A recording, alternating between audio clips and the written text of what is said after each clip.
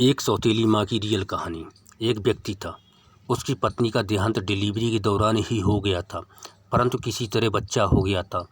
छोटा बच्चा माँ के बिना कैसे संभाला जाएगा, ये एक बहुत ही चिंता का विषय हो गया था। कई मित्रों व सगे संबंधियों के कहने पर उसने पुनः विवाह किया। बच्चे को नई माँ मिल गई। नई माँ बच्चे की सार संभार करने लगी। बच्चे को भी लगा जैसे कि उसकी माँ फिर से मिल गई। कुछ ही वर्षों में उस युवती को भी एक पुत्र हुआ और उसका ध्यान अपने नए बच्चे पर अधिक रहने लगा। धीरे धीरे उसकी दृष्टि में दोष आने लगा और वो पक्षपात से ग्रसित हो गई। अब उसे लगने लगा कि इस घर का वारिस तो बड़ा लड़का है और संपत्ति पर भी अधिक हक इसी लड़के का है।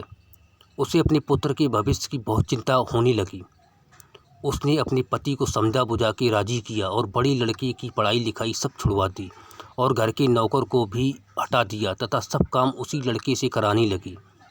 बच्चे के ऊपर विपदा आ गई। वो अभी दूसरी कक्षा में ही था और बुनियादी रूप से कुछ नहीं जानता था। उसे यही लगता था माँ ने सही किया होगा। घर का सारा काम करते करते उसका पूरा दिन बीत जाता था। धीरे धीरे माँ ने उसे समझा दिया कि उसका असली कार्य अपने छोटे भाई की सेवा करना ही है। छोटा भाई ही असली मालिक है। बच्चे ने माँ की आज्ञा मान ली और सदा ही अपने भाई की सेवा संभार में तत्पर रहने लगा। अब वो बड़े लड़के को जरा जरा सी गलती होने पर डांटने मारने भी लगती थी, ताकि उस पर एक भय बना रहे। वो कोई अच्छे से अच्छा काम भी करता तो उसकी सौतेली माँ उसे बिल्कुल बेकार बताती, लेकिन फिर भी बालक के मन में माता के लिए प्यार ही उभरता।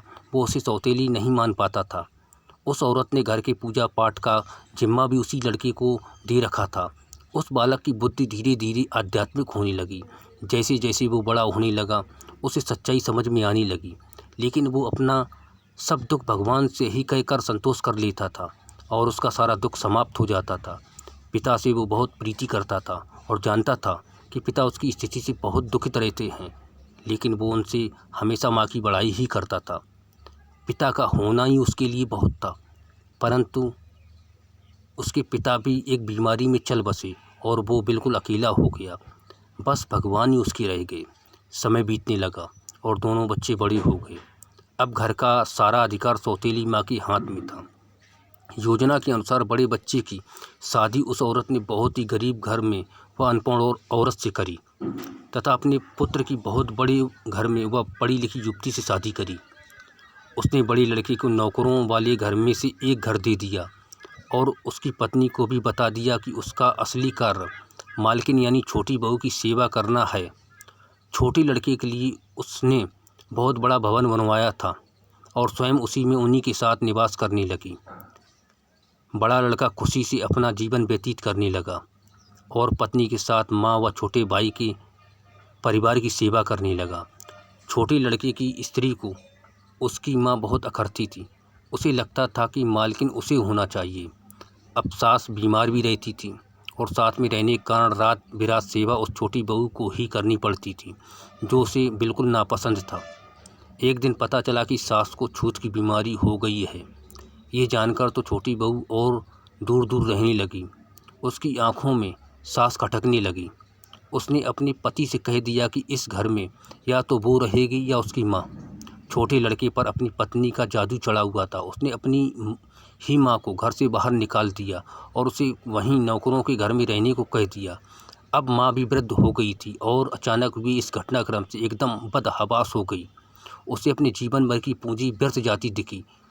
वो तो अपने इस बेटे के ऊपर पूरी तरह निर्भर थी। उसने सपने में भी ऐसा नहीं सोचा था। उसे लगने लगा कि अब उसकी सेवा कौन करेगा। उसने आत्महत्या करने का निर्णय ले लिया और गंगा जी में डूबने चल दी। बड़ा लड़का कहीं बाहर गया था, उसे कुछ पता नहीं था। वो एक घाट से गुजर रहा था, शोर सुना तो देखा कोई नदी में डूब रहा है। उसने भी छलांग लगा दी और जब बचा के लाया तो देखा कि ये तो उसकी ही सौतेली माँ है। जब सारी बात पता चली उसे तो वो बहुत दुखी हुआ और अपनी पत्नी व माँ के साथ घर त्याग दिया, दूसरे गांव में रहने लगा। उसने अपनी पत्नी के साथ माँ की बहुत सेवा करी और वो ठीक हो गई। वो लोग अच्छे से जीवन बसर करने लगे। एक दिन उसकी माँ से बड़ी बहू ने पूछा, माँ मुझे कुछ शिक्षा दें। तो सास की आंखों में आंसू भर आए। उसने मात्र इतना कहा कि बेटी, तुम्हारा पति तो भगवान के समान है। शिक्षा तुम्हें उससे ही लेनी चाहिए। किसी को भी पराया नहीं समझना चाहिए और जीवन में किसी के साथ इतना बुरा मत करना कि जब वो तुम्हारे साथ रहे फिर भी भलाई करे तो तुम्हारी आत्मा